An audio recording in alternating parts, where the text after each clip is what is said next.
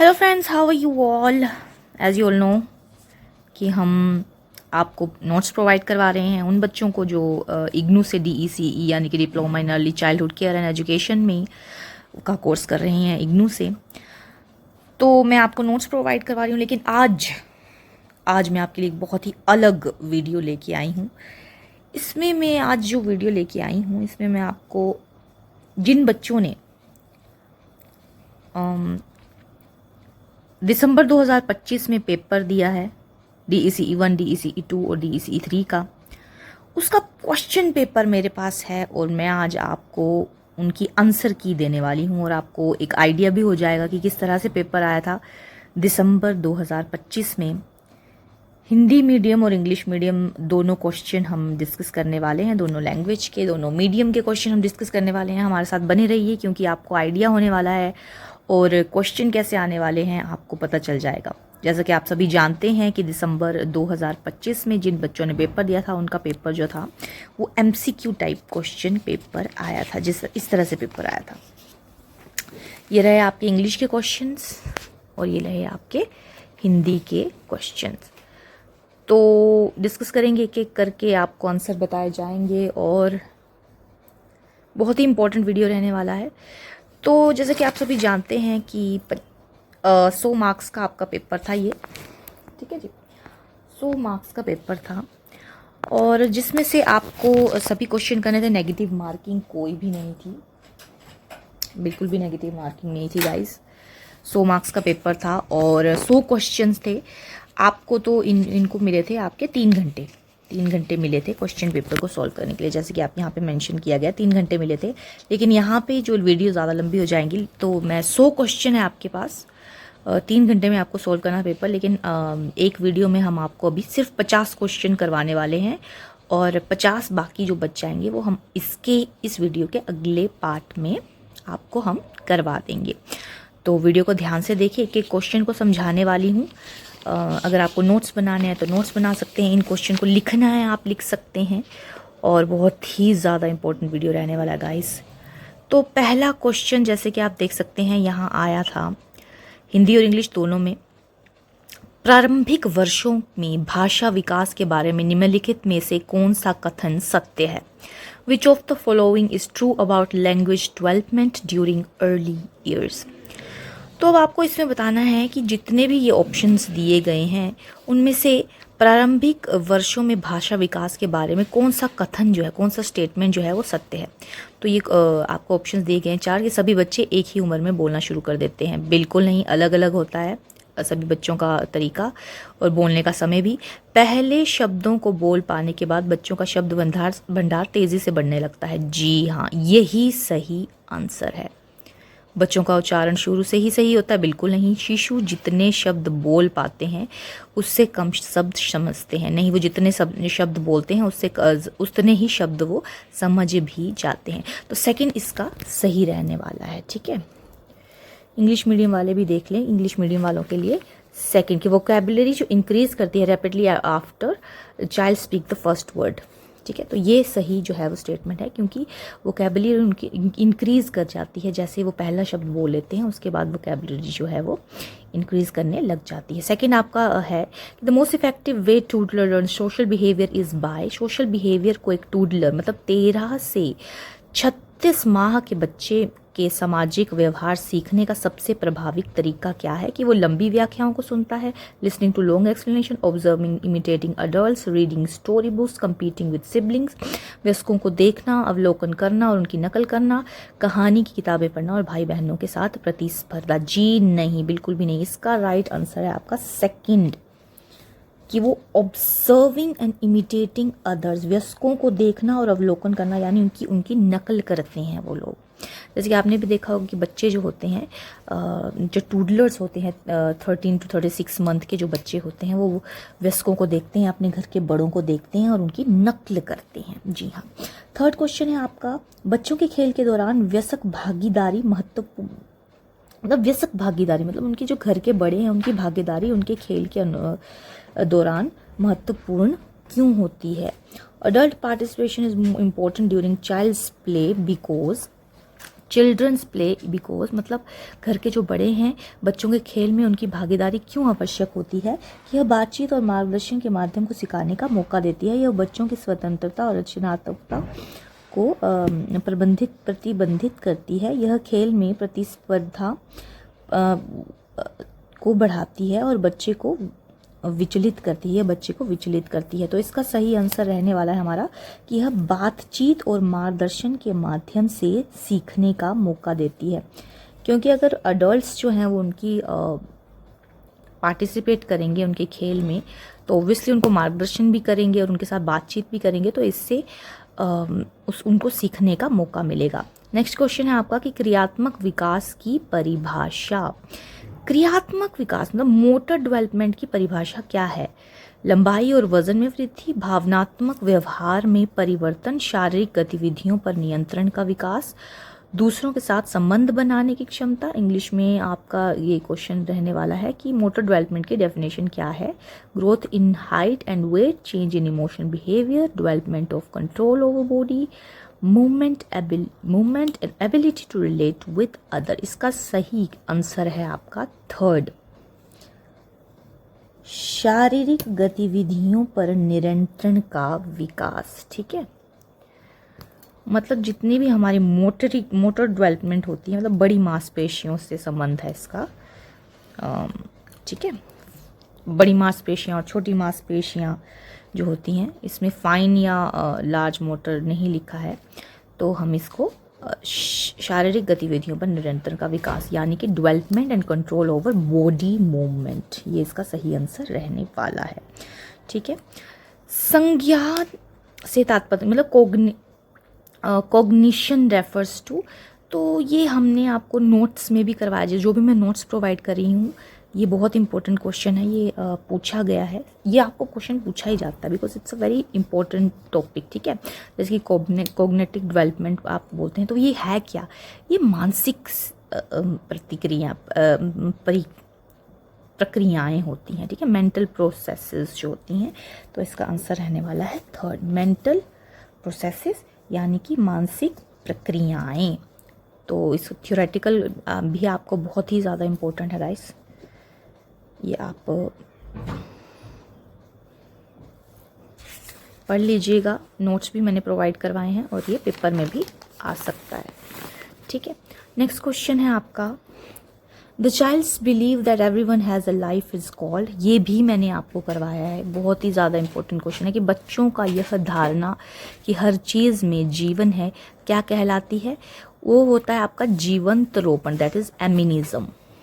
ठीक है, ये इसका आंसर, ये मैंने आपको नोट्स में भी करवाया है और बहुत ही, ये भी बहुत इंपॉर्टेंट क्वेश्चन है जी, तो इसको भी आपने अच्छे से नोट्स से भी पढ़ लेना है और अभी तो मैं आपको करवा ही रही हूँ। 7 क्वेश्चन करते हैं कि निम्नलिखित में से कौन सा मेमोरी यानी कि स्मृति को मजबूत करने वाली खेल गतिविधियों का उदाहरण है? उदाहरण नहीं है। ये क्वेश्चन बहुत ही कंफ्यूज करने वाले होते हैं गाइस, जैसे कि नॉट लिख दिया गया है इस पे, जैसे कि आप देख सकते हैं कि which of the following is not an example of play activity that strengthen memories. ठीक है, तो नहीं है मेमोरी को मजबूत करने के लिए, जो नहीं है, जैसे कि अब इसके ऑप्शंस देख लेते हैं। दृष्टि से ओझल होने के बाद वस्तुओं के नाम बताना, जी हाँ ये है। कहानी सुनाने के बाद कहानी की घटनाओं को दर्शाने वाले कार्डों को सही क्रम में लगाना, जी हाँ ये भी है, स्मृति से रिलेशन है इसका, मेमोरी से रिलेशन है। किसी परिचित वस्तु के चित्र में उसके लुप्त भाग का चित्र बनाना, ये भी है क्योंकि आपको मेमोरी का इस्तेमाल करना पड़ेगा इसके लिए।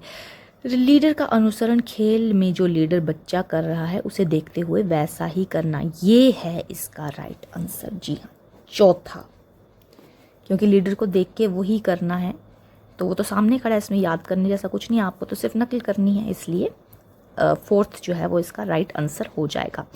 जी हाँ, नेक्स्ट 8th क्वेश्चन पे चलते हैं। तो 8th क्वेश्चन है आपका, स्वर यानी कि वोवल में समान ध्वनि विशेषकर ऊ जो बच्चा करीब 1 माह की आयु में निकालता है, यह ध्वनि को क्या कहते हैं? ये मैंने आपको क्वेश्चन भी करवाया हुआ है, हमारे नोट्स जिन बच्चों ने हमसे लिए हैं जो कर रहे हैं हमारी वीडियोस के साथ जुड़े हुए हैं उनको पता होगा कि मैंने ये ऊ ऊ ऊ की आवाज़ वाला क्वेश्चन भी करवाया हुआ है। उसे क्या कहते हैं?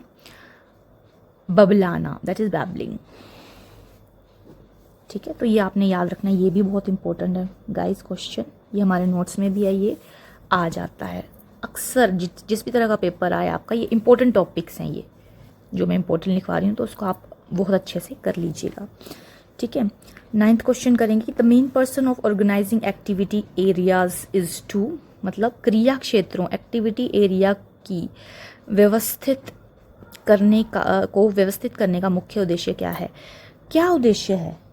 जो एक्टिविटी एरियाज हैं उनको व्यवस्थित करने का मुख्य उद्देश्य क्या है? डेकोरेट करना रूम को, encourage exploration by children, store material, reduce accident. तो बच्चों के द्वारा अन्वेषण को प्रोत्साहित करना, मतलब encourage exploration by the children. जी हाँ, सेकंड इसका सही आंसर है।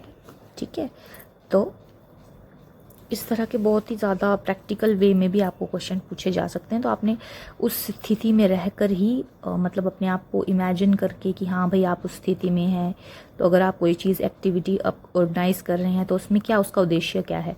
तो बच्चों को आपने इनकरेज करना है कि उसकी एक्सप्लोर करना है बच्चों ने, है ना। एक्सप्लोरेशन के लिए जो है वो ऑर्गेनाइजिंग द एक्टिविटीज़ एरियाज जो है वो इम्पॉर्टेंट होते हैं। 10th क्वेश्चन करते हैं कि चार्ट को वयस्कों की आंखों के स्तर पर क्यों नहीं लटकाया जाना चाहिए? Why should charts not be hang at adult eye level? देखिए ये भी एक प्रैक्टिकल क्वेश्चन है कि आप एक टीचर है मान लीजिए, अब आपने अपनी हाइट के हिसाब से चार्ट को लगा दिया, तो यही क्वेश्चन यहाँ पे आपको पूछा गया कि अपनी आंखों के स्तर के हिसाब से क्यों नहीं लटकाया जाना चाहिए। नहीं बोला है ना, नोट, ये कन्फ्यूजिंग क्वेश्चन होते हैं, आपने नोट को हमेशा ध्यान में रखना है। ठीक है, तो क्यों नहीं रखना चाहिए? क्योंकि बच्चों की हाइट उतनी थोड़ी है, वयस्कों के जितनी हाइट थोड़ी है बच्चों की। तो ये सेकंड होगा कि बच्चे इन्हें ठीक से नहीं देख पाते हैं। Children can not see this properly, बाकी it make difficult to clean them, teachers में ignore them, they block ventilation. ऐसा कुछ भी नहीं है, इसका सिर्फ एक ही आंसर है, that is children can not see these properly. Obviously अगर अडल्ट के हिसाब से लगाए जाएंगे तो बच्चे नहीं देख पाएंगे, क्योंकि उनकी हाइट के हिसाब से उन्हें नहीं लगाया गया है। ठीक है, नेक्स्ट 11th क्वेश्चन है आपका कि बाल देखभाल केंद्र में नियमित रूप से छोटे अंतराल पर निम्नलिखित में से किस पहलू का आंकलन किया जाता है?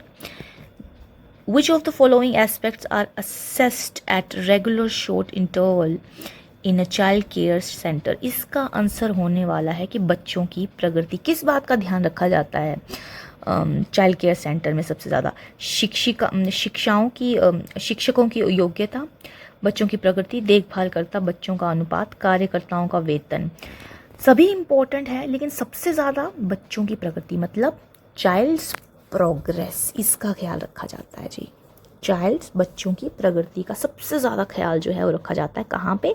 चाइल्ड केयर सेंटर में। नेक्स्ट क्वेश्चन, निजी भाषा का उपयोग बच्चे को मदद करता है। निजी भाषा का उपयोग मतलब है कि बच्चा जब स्वयं के कार्यों का मार्गदर्शन और नियंत्रण करना।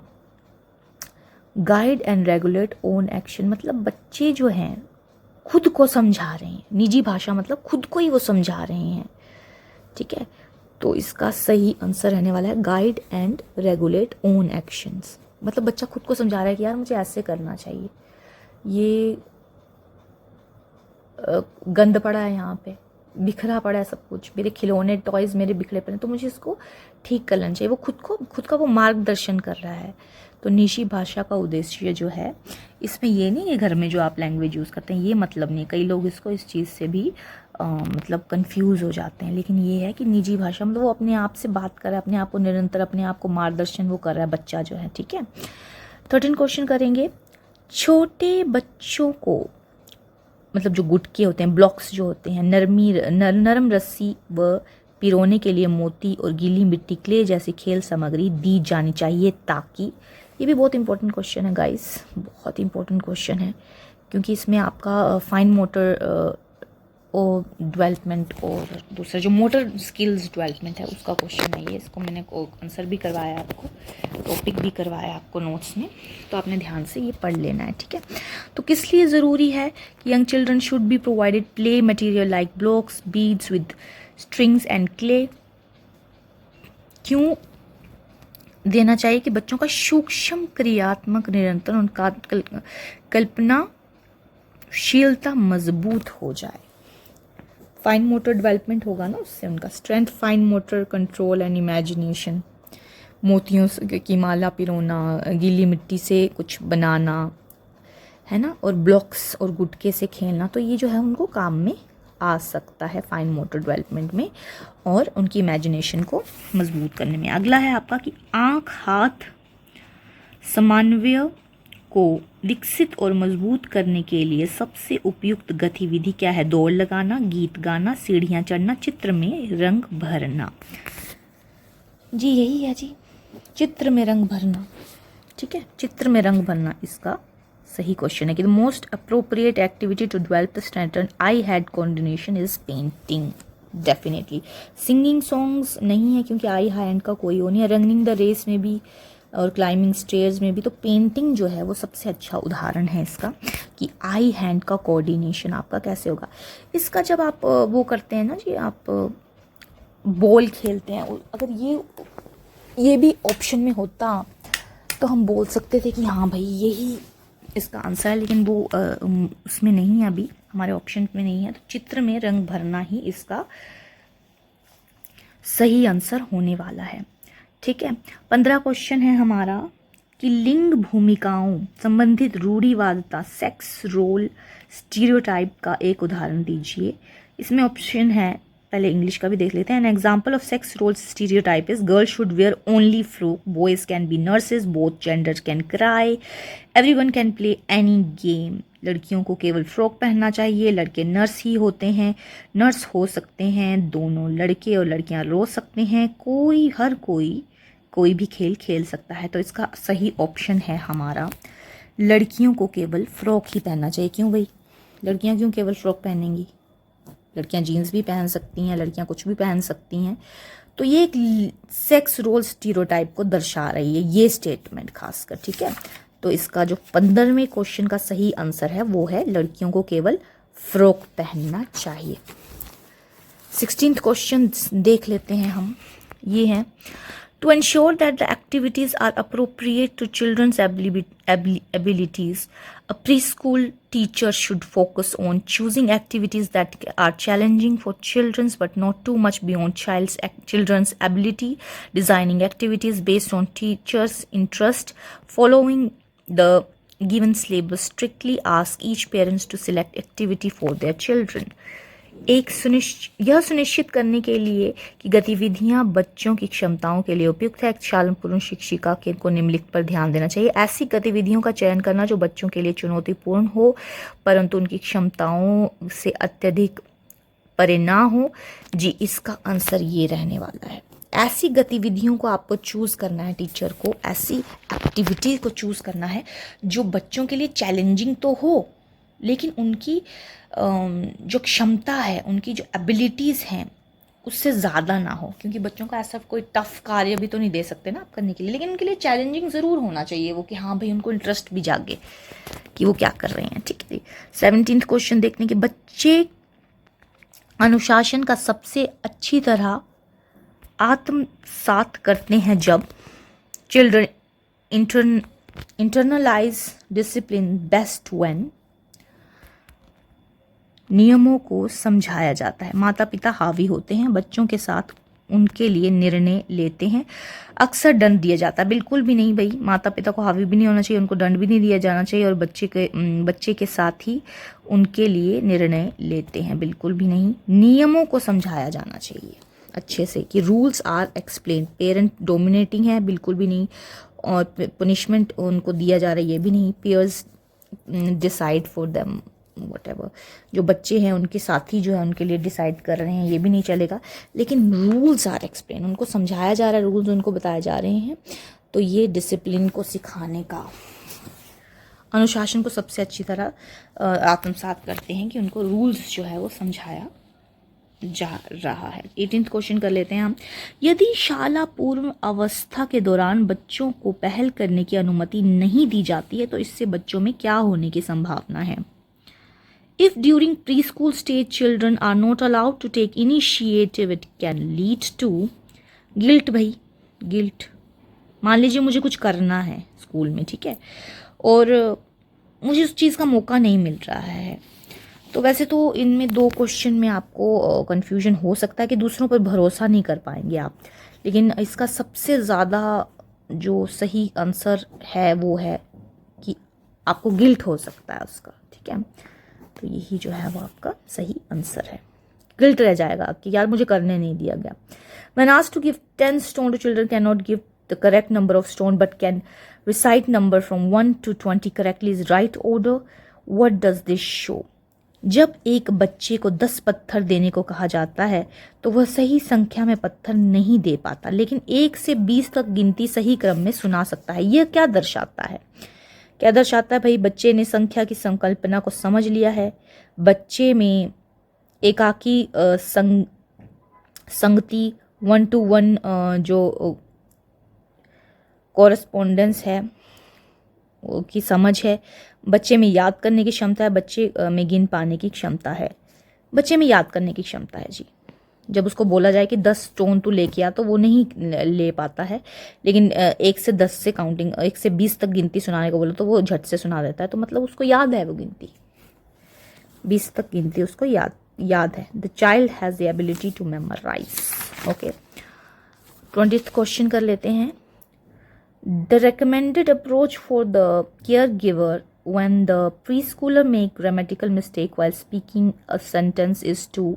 जब कोई शाला पूर्व बच्चे बोलते समय व्याकरण संबंधित गलतियां करती है तो देखभाल करता।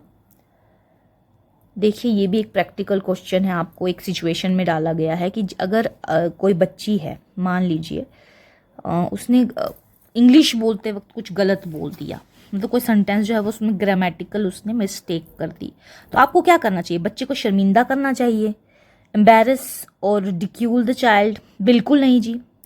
बच्चे को उसकी गलती तुरंत बताएं और उसे सही वाक्य दोहराने को कहें, ये भी नहीं करना चाहिए।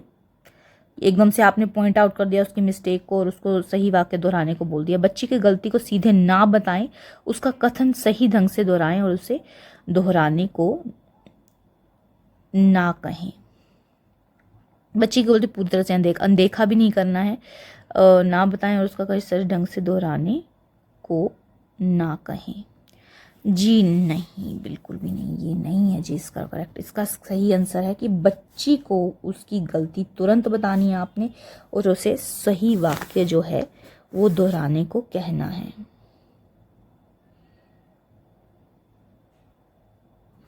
बिल्कुल उसको बता देनी है आपने गलती, उसको शर्मिंदा नहीं करना है आपने, लेकिन उसको उसकी गलती बता देनी है और वाक्य को आपको दोहराने को कहना है कि आप इसको रिपीट करिए, जो मैंने आपको सही सेंटेंस बताया उसको आप रिपीट कीजिए, ये भी ज़रूरी है, यू नो। ठीक, 21st कर लेते हैं हम। The care giver should respect the other care givers in the centre. बिल्कुल करना चाहिए जी। एक देखभालकर्ता को केंद्र में अन्य देखभालकर्ताओं का सम्मान करना चाहिए, क्योंकि पनिशमेंट को अवॉइड करने के लिए बिल्कुल नहीं, गेन म्यूचुअल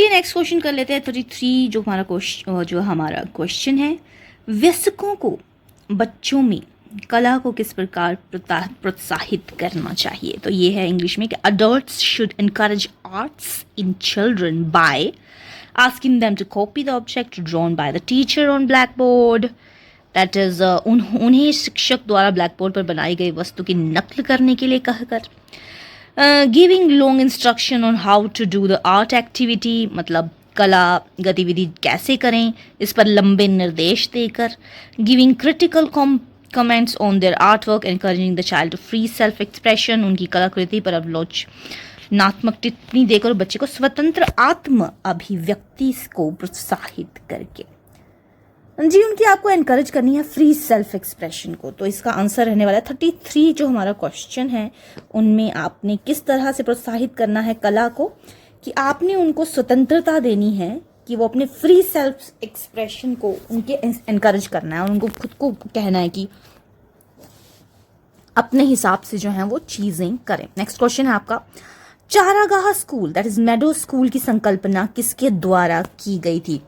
इसका मेडो स्कूल मतलब मेडो स्कूल जो है हमारी, ये भी जी आपको मैं अब आगे जो सीरीज में करवाने वाली हूँ ये क्वेश्चन, ये जितने भी आपके हमारे ECCE में जिन्होंने मुख्य भूमिका निभाई है उनके नाम है। तो जो मेडो स्कूल की जो संकल्पना थी वो ताराबाई मोदक के द्वारा दी गई थी।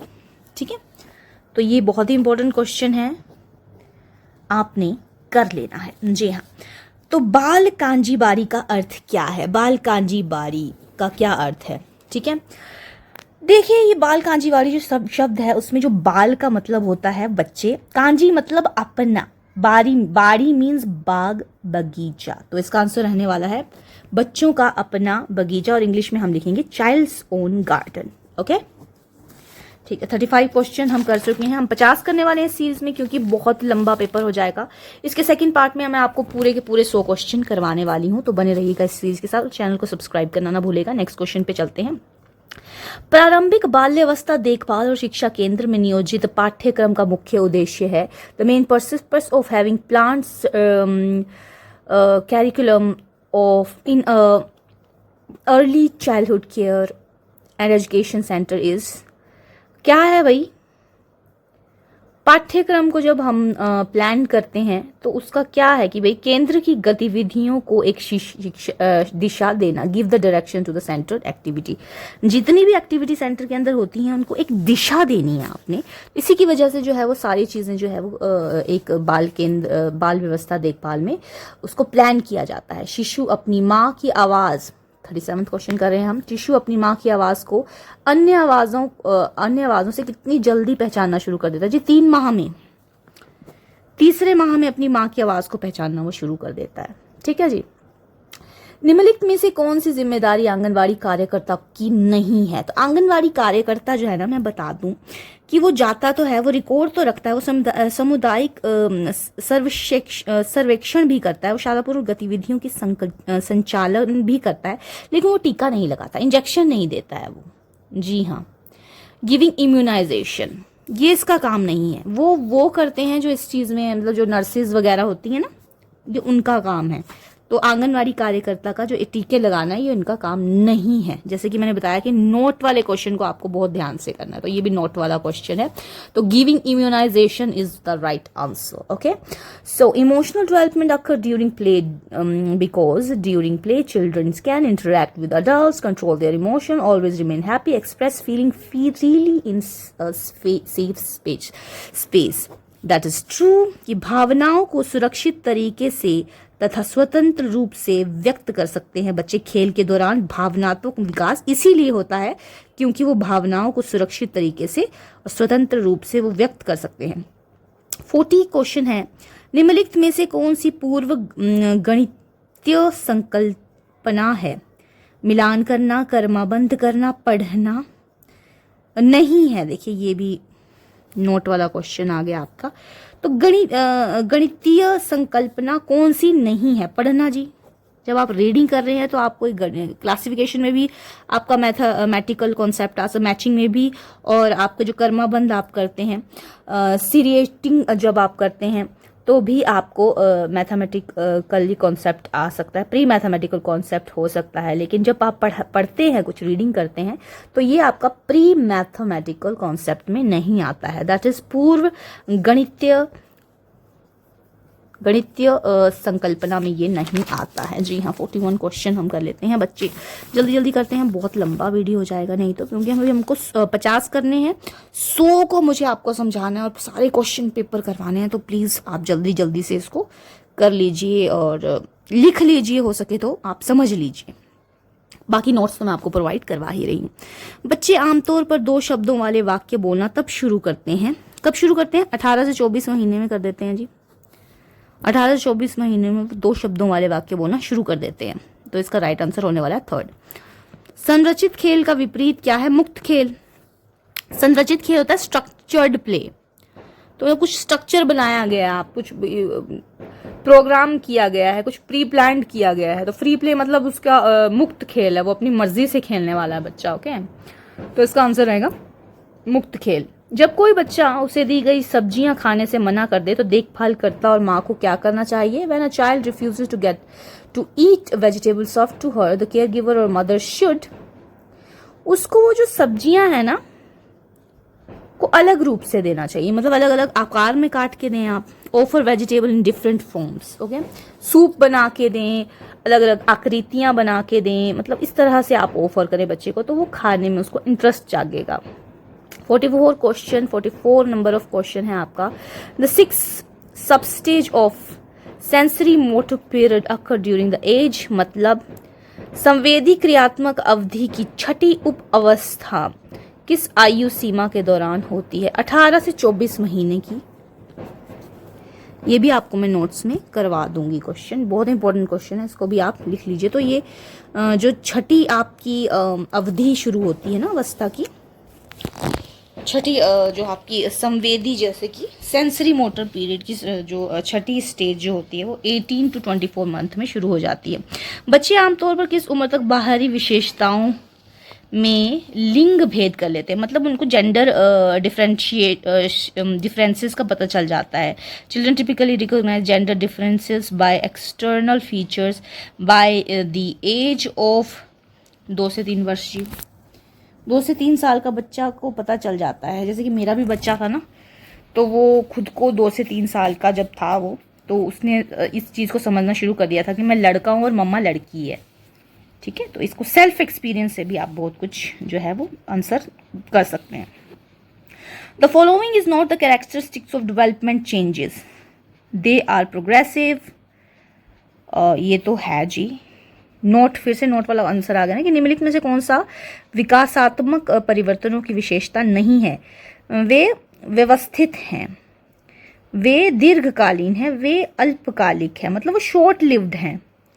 नहीं जी, वो आप कभी भी कैरेक्टरिस्टिक्स को डेवलप कर सकते हैं अपनी लाइफ में, तो वो दीर्घकालिक नहीं हो सकते, वो अल्पकालिक बिल्कुल भी नहीं हो सकते, वो शॉर्ट लिव्ड तो बिल्कुल भी नहीं हो सकते। ठीक है, 47 क्वेश्चन कर लेते हैं। निम्नलिखित में से कौन सी खेल सामग्री 1 वर्ष के बच्चे के लिए उपयुक्त है? बड़े आकार के जो ब्लॉक्स होते हैं ना, ब्लॉक्स देते हैं बच्चों को खेलने के लिए, पजल्स देते हैं, लार्ज साइज प्लास्टिक ब्लॉक्स, ये ठीक रहेंगे। गीली मिट्टी बिल्कुल भी नहीं, गंदा हो जाएगा। ये जिगाज पजल्स भी नहीं चलेंगे, पहेलियाँ और क्रेयॉन और कागज़ से तो उसको आएगा ही नहीं। तो बड़े आकार के प्लास्टिक ब्लॉक्स ठीक रहेंगे उसके लिए, है ना, अप्रोप्रिएट हैं। Material for 1 year old child, है ना। Parents who participate dash have children who are the least mature and self-reliant, least likely to take responsibility and non-independent। मतलब ऐसे कौन से माता पिता है उस डैश करते हैं अपने बच्चों के साथ, जिनसे उनके बच्चे जो हैं वो परिपक्व या समझदार और आत्म जिम्मेदारी लेने में कम निर्भर होते हैं और वे स्वतंत्र नहीं हो पाते।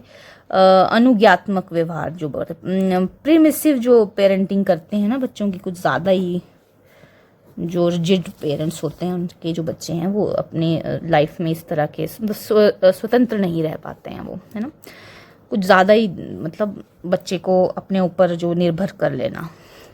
कहानी सुनाते समय शिक्षकों को क्या चाहिए कि उन्हें हाव भाव का प्रयोग करना चाहिए, ये भी बहुत इंपॉर्टेंट क्वेश्चन है,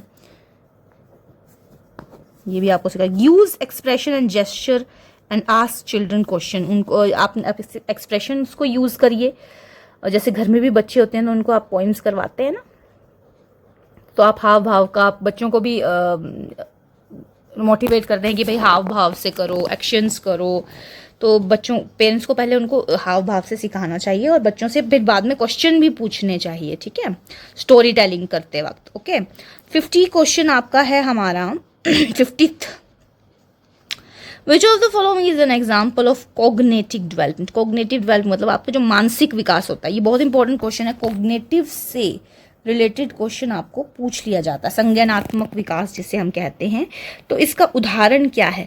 बच्ची लगाव विकसित करती है, बच्ची बात करने के लिए जटिल वाक्यों का उपयोग करती है, बच्ची माँ के साथ पैदल बाजार जाती है, बच्ची एक सामान्य समस्या का हल ढूंढती है। उसने दिमाग का इस्तेमाल किया ना समस्या का हल ढूंढने में। तो इसका आंसर रहने वाला है the child find a solution of a problem, मतलब उसने अपना दिमाग इस्तेमाल किया। कॉग्निटिव मीन्स मानसिक जो उनका डेवलपमेंट होता है, कॉग्निटिव डेवलपमेंट उसे कहते हैं। तो एग्जाम्पल तो यही रहेगा कि उसने एक प्रॉब्लम का सॉल्यूशन निकाल लिया है। तो ये था जी हमारा 50 क्वेश्चन कर लिए हैं हमने, किसके? DECE 1 के। लास्ट ईयर का पेपर है जो 2025 में दिसंबर में जो हुआ है, MCQ टाइप क्वेश्चन है और 100 क्वेश्चन आए थे, उनमें से 50 मैंने आपको इसमें इस वीडियो में सॉल्व करके बता दिए हैं। अगले नेक्स्ट 50 क्वेश्चन मैं आपको अगली वीडियो में, मतलब इसी वीडियो के पार्ट 2 में करवाने वाली हूँ। तो हमारे साथ आपने जुड़े रहना है और बहुत ही इंपॉर्टेंट सीरीज़ है ये। इसमें मैं आपको MCQs करवाने वाली हूँ, जो कि आपका पेपर अब MCQs में ही आने वाला है। आगे कोई चेंजेस होगा तो उसकी अपडेट भी हम आपके साथ शेयर कर देंगे। और बने रहना आपने मेरे साथ। चैनल को मेरे सब्सक्राइब कीजिए, बेल आइकन को आप प्रेस कर लीजिए ताकि कोई भी नई वीडियो आए इस बहुत ही इंपॉर्टेंट सीरीज़ में, जो कि DECE 1 जो भी इग्नू से बच्चे कर रहे हैं, diploma in early childhood care and education में डिप्लोमा जो कर रहे हैं इग्नू से, उन बच्चों के लिए ये जो चैनल है आपके लिए बहुत ही इंपॉर्टेंट रहने वाला है। मैं नोट्स प्रोवाइड करवा रही हूँ, मैं MCQs प्रोवाइड करवा रही हूँ, क्वेश्चन पेपर सोल्व करवा के दे रही हूँ। तो बने रहिए यार मेरे साथ, ठीक है। और सेकंड पार्ट का वेट कीजिए। कोई भी कन्फ्यूजन है तो कमेंट बॉक्स में कमेंट करके पूछिए और बने रहिए हमारे। Thank you so much for watching.